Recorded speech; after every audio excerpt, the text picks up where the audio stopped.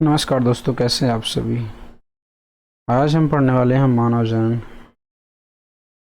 काफ़ी देर बाद वीडियो बना रहे हैं, माफ़ी चाहेंगे इसके लिए क्योंकि कुछ कारण की वजह से हम वीडियो बना नहीं पा रहे थे। तो फिर से हमने शुरू किया हुआ एक नया चैप्टर लेके आए हैं, मानव जनन।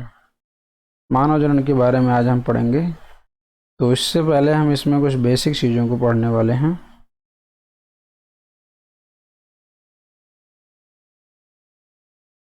मानव जनन में हम कुछ बेसिक चीज़ों को पहले पढ़ेंगे। मानव जनन होता क्या है। तो देखिए, मानव जनन जो है किस टाइप का जनन होता है। लैंगिक जनन होता है। तो सबसे पहले आप जानिए कि लैंगिक जनन किसे कहेंगे। लैंगिक जनन किसे कहा जाता है।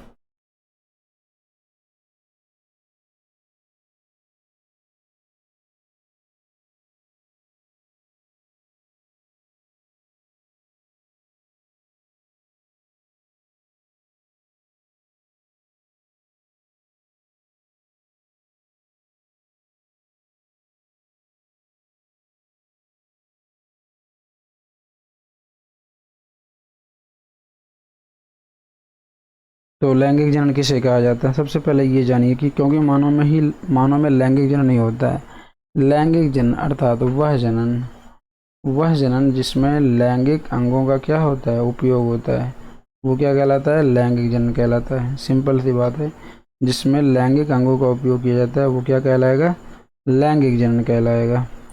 लैंगिक जनन में नर युग्मक, एक सेकंड आपको दिखाते हैं, कलर थोड़ा सा चेंज कर लेते हैं। ये देखिए,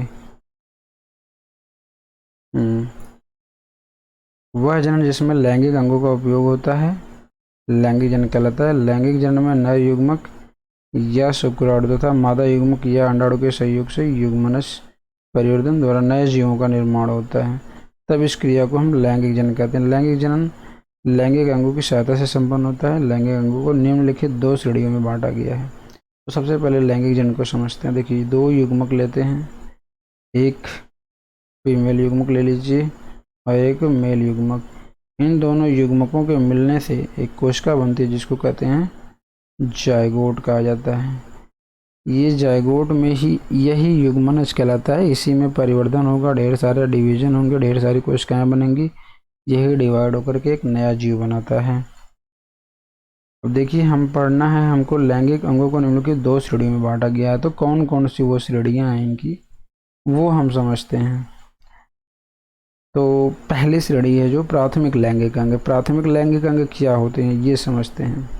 वे अंग जो लैंगिक अंगों का निर्माण करते हैं प्राथमिक लैंगिक अंग कहलाते हैं। वे अंग जो लैंगिक अंगों का निर्माण करते हैं प्राथमिक लैंगिक अंग कहलाते हैं। इसके अंतर्गत जनद आते हैं। जनद मतलब गोनाड्स। गोनाड्स क्या होता है, जो मेन आर्गन होते हैं। जैसे नर में वृषण होता है और मादा में अंडाशय होता है।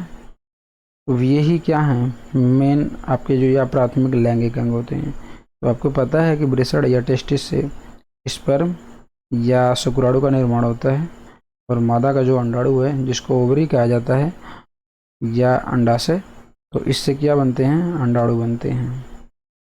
तो ये क्या है, आपके प्राथमिक लैंगिक अंग हैं। अब इनको देख लीजिए। ये आपका देखिए वृषण का एक सेक्शन काटा गया है। यहाँ पे ये दिखाया गया, ये कुछ इसके पार्ट्स हैं, जैसे इपिडिडाइमिस है, इपिडिडाइमिस है। ये आपका विडक्ट वगैरह हैं जो स्पर्म को, जो बने हुए स्पर्म को ले जाने का कार्य करती हैं। यहाँ पे जो एरिया है ये कहीं ना कहीं कह सकते हैं कि जो है स्पर्म को मैच्योरेशन के लिए यूज होता है। ये आपका फीमेल पार्ट है, जिसमें देखिए हम एरो को ध्यान दीजिएगा, जो राउंड हम कर रहे हैं ये क्या है, आपका ओवरी है। ओवरी जिसको हम अंडाशय कहते हैं। ये आपके प्राथमिक अंग हैं, मेन अंग जो ओवरी है, यहाँ पे भी आप देख सकते हैं। और बाकी जैसे ये फैलोपियन ट्यूब है, और ये सर्विक्स है, ये वेजाइनल पार्ट्स हैं, ये आपका यूटिरस है जिसको गर्भाशय कहा जाता है। तो ये कहीं ना कहीं इस टाइप के जो होंगे वो सहायक में आते हैं। तो आपको जो प्राथमिक में आपको यही समझना है कि ये है टेस्टिस का सेक्शन, ये है टेस्टिस और ये है आपका ओवरी। तो ये प्राथमिक लैंगिक अंग कहलाते हैं। अब समझते हैं द्वितीयक या सहायक लैंगिक अंग क्या है। तो वे अंग जो लैंगिक जनन में सहायक होते हैं द्वितीयक या सहायक लैंगिक अंग कहलाते हैं। ये न तो युग्मक उत्पन्न करते हैं और न ही हार्मोन का स्राव करते हैं। नर में इसके अंतर्गत शुक्रवाहिनियाँ, शुक्राशय, प्रोस्टेट ग्रंथि। मादा में इसके अंतर्गत अंडवाहिनियाँ, गर्भाशय तथा संवृद्ध ग्रंथि, यानी कि इससे कुछ रिलेटेड ग्रंथियाँ भी इंक्लूड की गई हैं। तो ये सहायक हैं, इन्हीं को द्वितीयक लैंगिक अंग भी कहा जाता है जो जनन में सहायक होते हैं। तो इनको फॉर एग्जाम्पल से आप समझते हैं।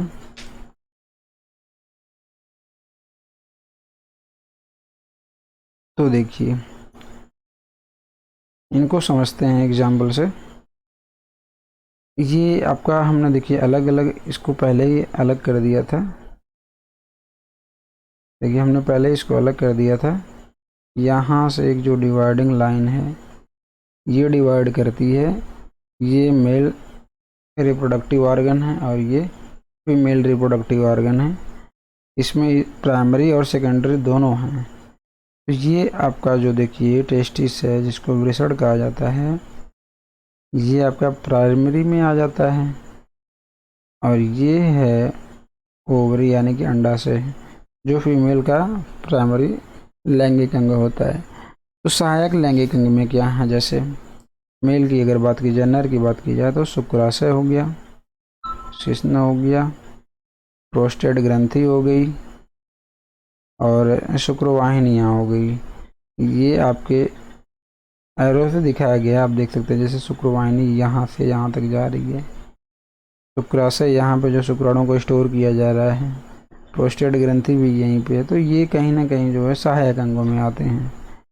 फीमेल की अगर बात करी जाए तो फीमेल में देखिए ये आपका यूटिरस यानी कि गर्भाशय है, ये सर्विक्स है, वेजाइनल पार्ट्स हैं और ये है जो नली की तरह आपको टेढ़ी मेढ़ी जो दिख रही है नली की तरह, ये आपकी फैलोपियन ट्यूब है यानी कि फैलोपियन नलिका जो है ये मेन सहायक अंगों में आती हैं। तो इस तरह से हम एक बार इसको समराइज कर लेते हैं मानव जनन के बारे में। तो मानव जनन किस टाइप का होता है, लैंगिक जनन होता है। लैंगिक जनन किसे कहते हैं, इसमें दो नर और मादा युग्मकों के संयुग्मन से एक युग्मनज कोशिका बनती है जिसको जाइगोट युग्मनज या जाइगोट कहा जाता है। यही जाइगोट डेवलप होकर के एक नया जीव बनाता है।